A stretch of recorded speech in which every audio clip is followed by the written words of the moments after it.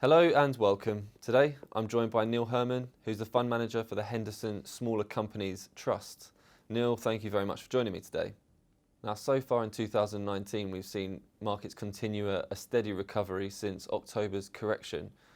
So how has the trust performed in the period since that October correction? Well, we had a pretty tough Q4 18. The markets generally were under a lot of pressure, obvious concerns around Brexit, global economic slowdown, the trade war potential between the US and China. So the markets had a very tough Q4. 2019 has been better. The mood music across the macro environment has generally been a bit more positive. So Brexit negotiations stumble on, but we're kind of getting to a conclusion. There's obviously been positive sort of progression on the US-China trade talks, and US Fed rates are probably going to be less significant than they were expected to be at the end of 18. So markets have rallied quite strongly in 2019. We've done well, so our NAV is up about 9.5% year to date, to a benchmark about up +8. So a good recovery from a pretty tricky Q4 last year. Yeah, now it seems almost impossible to escape Brexit, as you've just alluded to there. But as a portfolio manager, your horizons are much further into the future. So in terms of the UK's small and mid-cap space, what does the future look like for them? Are there any trends in this sector? What's the feeling? What's the mood in this area? Well, the news flow certainly so far in 2019 has been generally fairly positive. The result season we've had the last couple of weeks has generally been pretty good. Notwithstanding those macro issues we talked about earlier, obviously having an impact on short-term performance.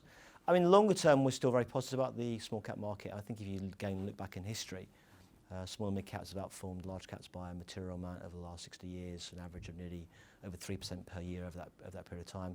The reasons why that are still remain very valid, the law of large and small numbers, more entrepreneurial management, more niche market positions, ability to grow faster from a smaller base.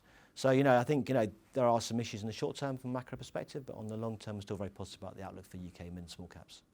Now, there's some talk about a recession coming in the UK and overseas, and lots of talk about the end of the business cycle coming. As a portfolio manager, you'd have seen a cycle or two, you'd have seen some ups and downs. So is this something that's on your radar? And what does a recession mean for a fund manager?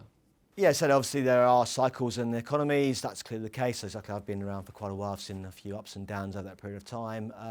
Recessions are quite difficult to work with. I suppose really fundamentally, it's more difficult conditions for the companies you invest in.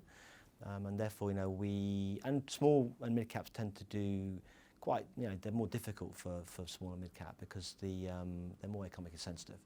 So, frankly, we don't really like recessions in our universe. We'll try and manage it we possibly can do going through that and try and find companies that can grow, notwithstanding their economic ups and downs. But recessions generally aren't great for small and mid caps. Okay, and finally, what can you share with us about your activity on the portfolio since the Christmas period? Have you added any new companies to the portfolio, added any positions or trimmed any down? So yeah, we've been keeping turnover quite low generally.